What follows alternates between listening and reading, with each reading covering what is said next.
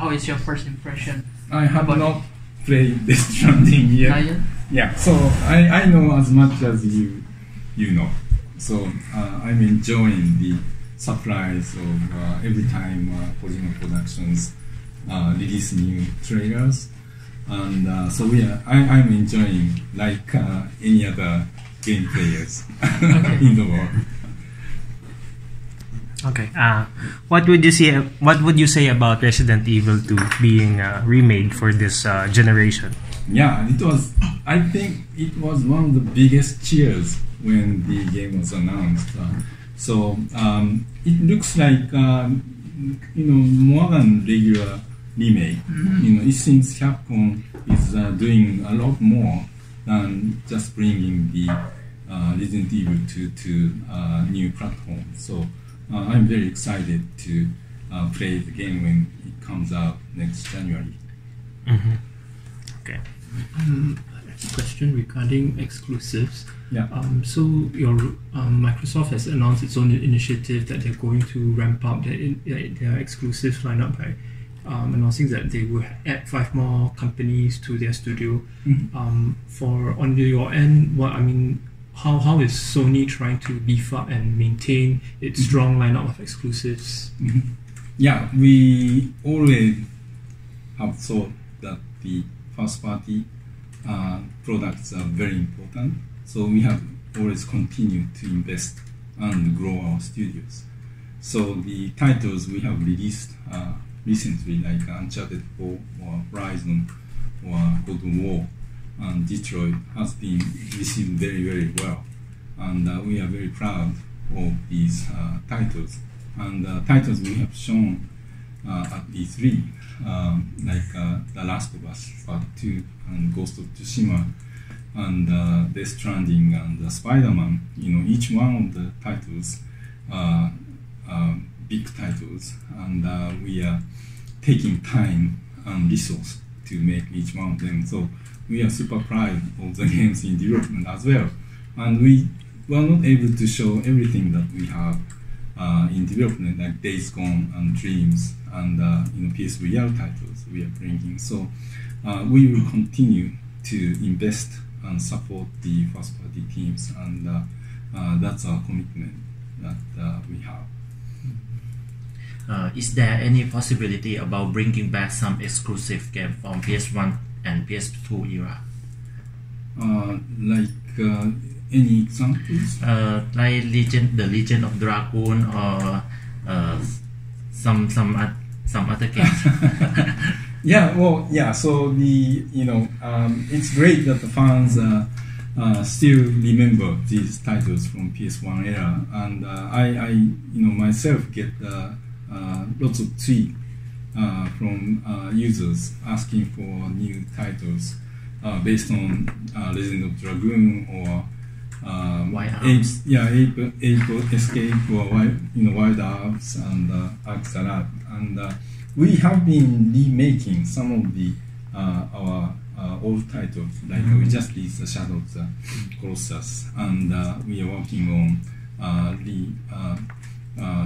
remastering the medieval title from PS1 era.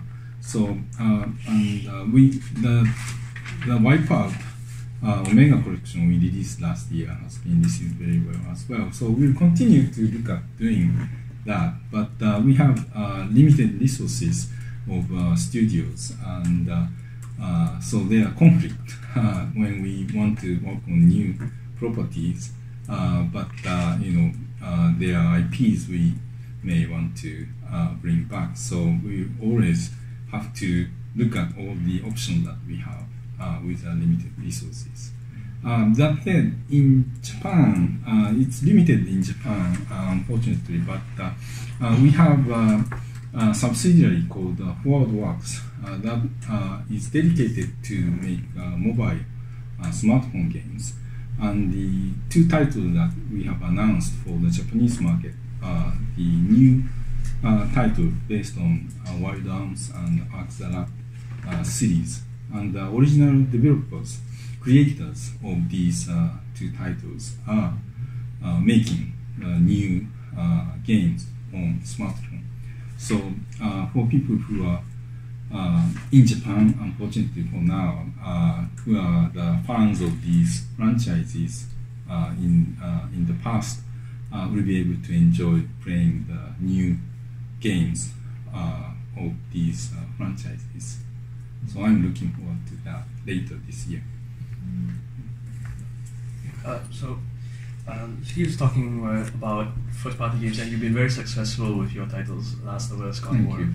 But you've also focused on support for indie games, but that's been very quiet lately. Do you have anything to say about that? Well, I don't think we've been quiet. We've been continuing to support indie games. You know, we have many features on the PlayStation stores of many indie titles that we are very excited to support. And during E3, because we have so many big titles we want to feature in depth, we didn't have opportunity to feature as many indie titles. But when you look at our PlayStation booth at E3, we have 14 PSVR titles, and many of them are indie titles. So we are very, very dedicated and committed to support these indie developers who are making great PlayStation VR titles during this E3. So could you give us a few indie titles that maybe we should be looking out for? Yeah, so one title that we just announced, a couple of titles we just announced, one from Mizuguchi-san's new Tetris game called Tetris Effect. Is if you have played the Les Infinite in PSVR, you can expect what kind of experience you get. It's music and visuals and effects and gameplay all in one, and you are totally surrounded by the game world. That's amazing experience. And also the game called Beat Saber is just released on PC and getting really, really strong reactions from consumers. Is coming to PSVR. That's made by a very small team in Europe, and it's very, very exciting, a fun game. Another title we are very excited is coming from China, actually, called Kilo X. It's like a FPS made only for the virtual reality format, and so that's another indie title that we are excited to show. But forgive me, it sounds as if most of your indie efforts are now focused on the PSVR instead of the main console. No. They are, when you look at the PS store, almost every week there are great, indie titles coming up. So we are giving support on the store and in our social media and different channels. But virtual reality is such a new medium, and we have big focus as a company. So that's why we are putting more focus on indie titles on PSVR during E3. So Sony doesn't announce any news exclusive right now in E3 2018. Can we expect that there will be another announcement later this year, or this is already in the phase that we are going to the next generation? What are you thinking about this condition, that there's no exclusive in this E3 2018, new exclusive? In terms of the event this year, we have not decided anything after E3 as yet. Well, actually, we will be at the Tokyo Game Show. So that's one. But the other opportunities we are not ready to talk about. And in terms of if there are any unannounced PS4 titles in development, yes, they are. Okay. Yeah. So there's another new exclusive in the development right now. Yeah, I cannot talk about when we will announce these titles, but they are new titles still. Okay. You mentioned something about your mobile games platform that's only currently available in Japan right now. Yeah. What do you think of the mobile games market? Is it something you see exploring deeper in the future? Yeah, well, mobile provides a very great convenience. Play you always have smartphones, and it's very easy to play for 3 minutes, 5 minutes, and games are made for that for that touch input format. So I think it's great to have as a game player to have a smartphone and play games on smartphone when you are away from home. And when you are dedicated game player, when back at home, you can play on your big screen TV. So I think each device has its own purpose, and as mobile game market is such a large part of the industry now, so we are looking at ways to utilize mobile devices to help reach out with our game IPs, starting in Japan. That's why we are working on titles like Axala and Wild Dance. And the last year we released the Everybody's Golf mobile game in Japan, and that's been very, very popular. And we are planning to expand that game into Asian market starting later this year. Okay. So as the ecosystem gets more developed, there's a bigger chance that it's gonna come to other Asian markets. Yes. Okay.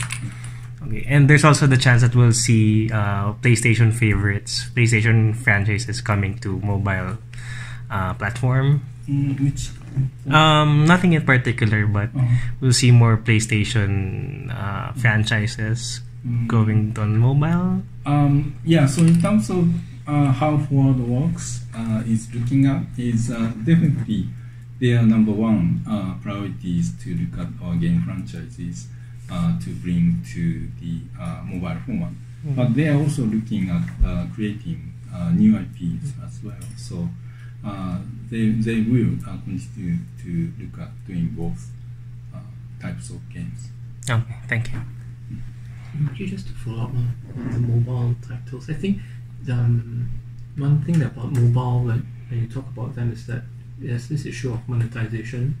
How do you see monetization going forward for mobile titles, and how will it affect your console titles? Because we are seeing a lot of developers using the mobile monetization method for console games or PC games, and then there is some backlash because some people don't like the mobile monetization method. So what are your views on this, especially for your exclusive titles? When you look at our games on the PS4, games like God of War or Horizons, we focused on delivering big, story-based, adventure titles. So we cannot release just chapter 1 and make people to wait for updates, later. So that can work. That could work, like Walking Dead series by Telltale Games was very well done, but it's more an exception. So we tend to focus on creating the big complete games, and sometimes we decide to add additional content, like in the case of Horizon, we released Frozen Wild to expand the game universe. That was very well received. So that's will continue to be our main method of focus. But what we are learning as an industry from mobile industry is because they are very good at looking at how consumers are playing and what the pain points and what people are reacting very well, and use that information to improve and add contents and features. So that's what in the background we are already doing for our console titles. Not necessarily for only multiplayer games, but also single player games. After we launch, we are able to look at how people are playing our games, and when we see some point of the game that people are dropping out, there may be some difficulty or some issues with the games that we can go back and look at and make the game to improve it to offer. So this is the kind of things we are utilizing the method and learning from the mobile industry, not necessarily the monetization. What is your opinion about the gaming development since PS1 to PS4? My opinion. Yes. Oh, it just gets bigger and better, and also the because the game industry was very young, game creators tend to be very young as well. The game. Yeah, take God of War as an example. The director of God of War, the new game is Cory Barlow. He was the game director of God of War 2, like many, more than 10 years ago. So when you look at two games, definitely the 10 years that Cory spent as a human being, he has now family and raising his child, and so all these experiences in the real world of game developers are reflected in the game itself. So they are definitely the advancement of the technology. So we see much bigger world and more beautiful graphics and real lifelike characters, but also the stories and the themes and the subject matter that game creators, including the games, are maturing and catering to broader audience as the game players get older as well. So I think the games are getting much bigger and more beautiful, but also more meaningful to the life of people who play games. Yeah, actually I want to follow up. So you brought up that a lot of the PlayStation first-party games are now focused on story, and notice that it's all single player as well. You've got your God of War, Horizon. Why are you not working on multiplayer titles? We are actually like Uncharted games have multiplayer features from Uncharted 2, but that's not the focus of the game. Yeah. It's not the main focus, and we have made a few multiplayer only titles as well. Each studio and title look at what their heart is, what their strengths is, because game industry is very, very competitive market, and there are lots of game creators making great games. So so we don't just chase the what's most popular now. Yeah, because they are already established developers in each category.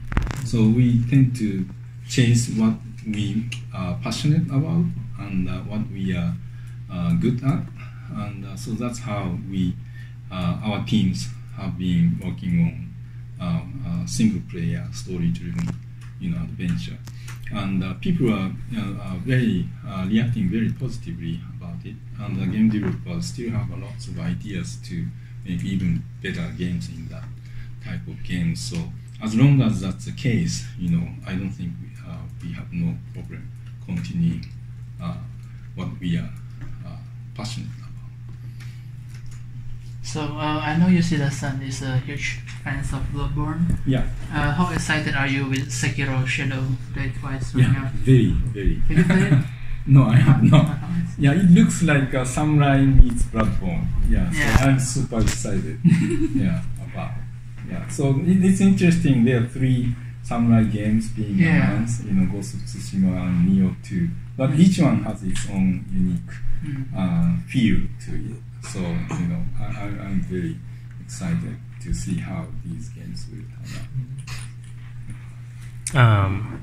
What do you think will set apart the new SpiderMan game from other superhero comic book games from the past? Yeah, so the SpiderMan game that we are releasing in September is very, very unique title that we do not usually make games based on like movies or comics.